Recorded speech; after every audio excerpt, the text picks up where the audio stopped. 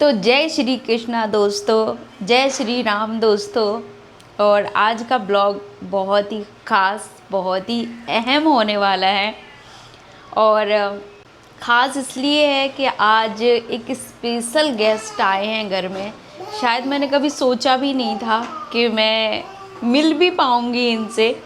और इतना ख़ास ब्लॉग होने वाला है आज, इतना ख़ास। मैं बहुत छोटा सा ब्लॉग ही शूट करूँगी।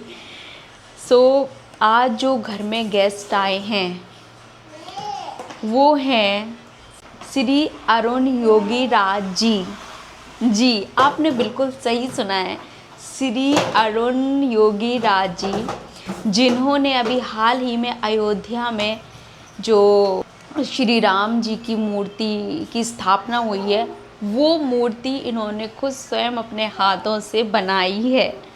तो आज हमारे जो इतने स्पेशल गेस्ट हैं कि मैं बता नहीं सकती है। हमारे सौभाग्य है कि वो हमारे घर में आए हैं। ये भी कोई कर्म होगा जो हम उनसे मिल पा रहे हैं।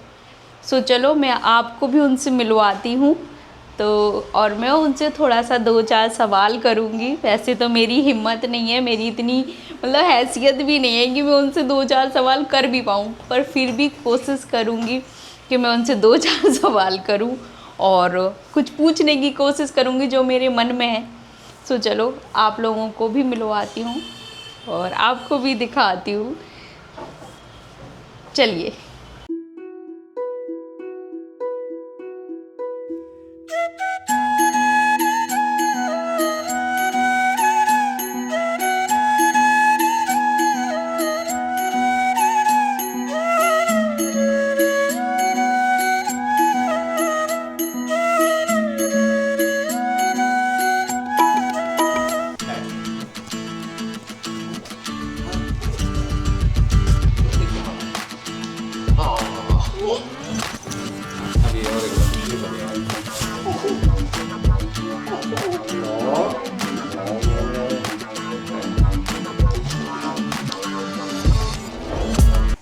जब आपको ये मौका मिला, आपके पास ये ऑफ़र आया, तब आपको क्या एक्साइटमेंट थी, क्या था मन में? एक्साइटमेंट नहीं, बहुत ज़्यादा जिम्मेदारी हमारे ऊपर आ गए थे जी। और मैं ज़्यादा एक्साइट नहीं होता हूँ।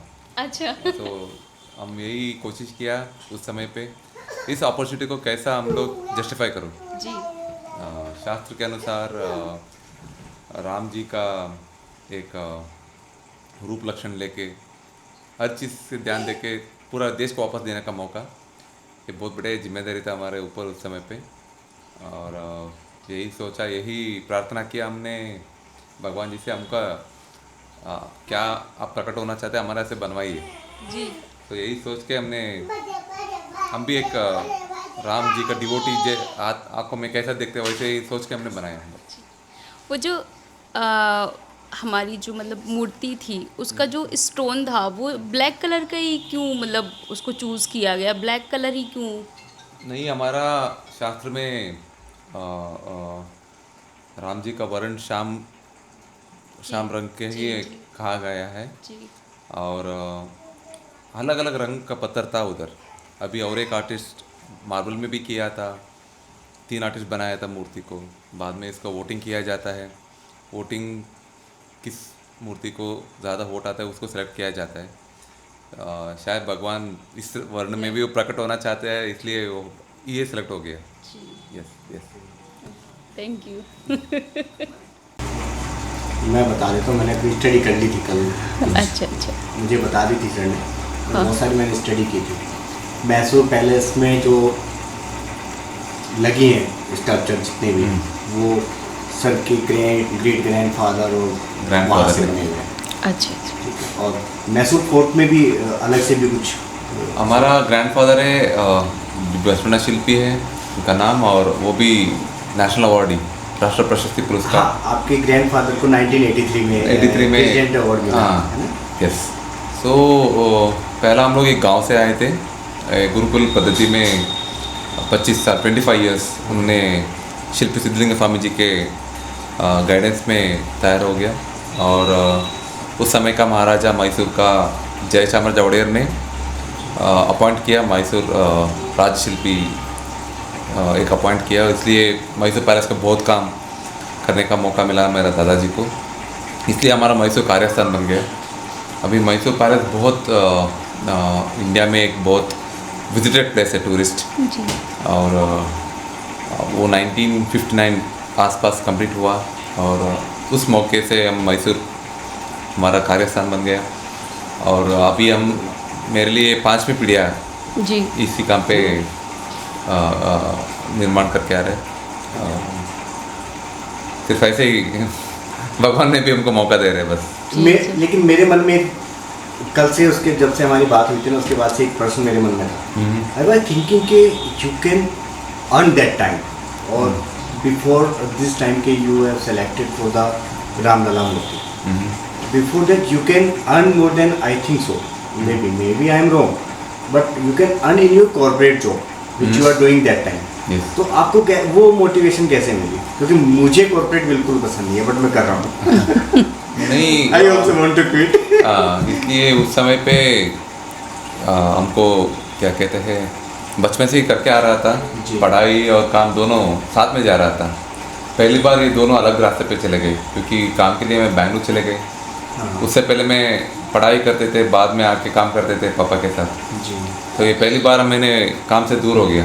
उस समय को मेरा लगा मैं कुछ लॉस्ट समथिंग, तो बहुत मिस किया मैं मेरे काम को, और जल्दी वापस आके 2 महीने के अंदर ही पिताजी से बात किया, मैं काम छोड़ के ये करना चाहता हूँ। उन्होंने एक शर्त में हमने छोड़ दिया, आप खुद करते हैं तो ये काम करने आपको हम छोड़ते हैं, क्योंकि आपने अभी मार्केट MBA पढ़ा दिया, और ऐसा नहीं मार्केटिंग सेल्स है, बिल्कुल आप खुद बैठ के करना है। उस कंडीशन पे हमको ये करने के लिए 2008 में परमिशन मिला। ओके, चलो अच्छा है। मतलब बहुत, मैं मानता हूँ कि ये डिसीजन होता है, हालांकि मैं रिस्क लेता रहता हूँ, ऐसा नहीं है। उस समय पे मेरा माताजी ने बहुत सपोर्ट किया? नहीं। अच्छा। नहीं, बहुत अगेंस्ट हो गया मेरे साथ। क्यों, ये बहुत क्या कहते हैं, मेहनत का काम है, पसीना बहुत आता है, और पापा भी वही किया, दादाजी ने भी वही किया, पूरा ज़िंदगी यही करते रहते हैं। आप अलग काम पे चले जाओ, आयरन क्लॉथ, आयरन का कपड़े पहन के आप ऑफिस में जाओ, उनका मन में रहता।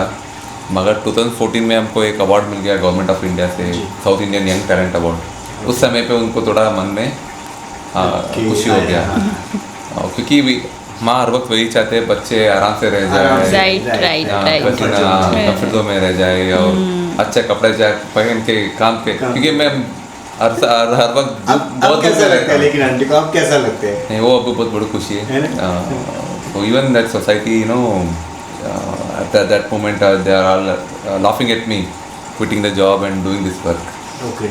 So and then I was laughing at them because they didn't realize how important this work I'm doing at that moment. So हमारा देश का एक परंपरा, एक कला बहुत contribute किया है from so many centuries. So I'm lucky that I decided I take a good decision at that moment. So thank you. Thank you, madam. Thank you. Thank you so much.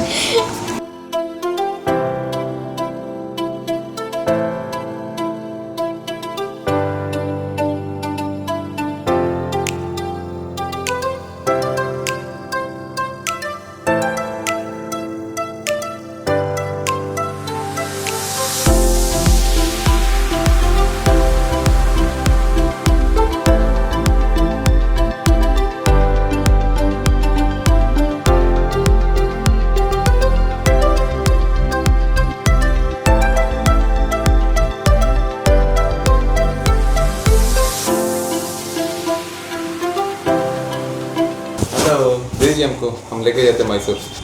इस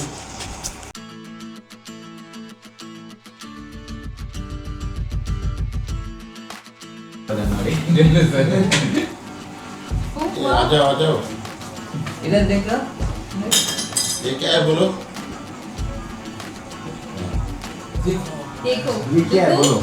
इधर इधर देख, ये क्या है बताओ? इधर इधर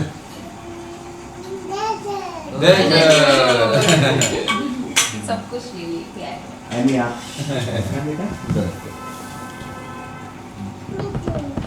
पैरेट पैरेट पैरेट चाहिए।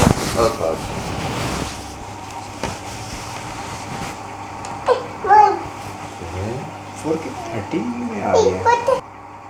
ये लो पैरेट। पैरेट को दिखाओ, दिखाओ पैरेट दिखाओ, ऐसे दिखाओ, ऐसे दिखाओ, ऐसे कैमरे में दिखाओ।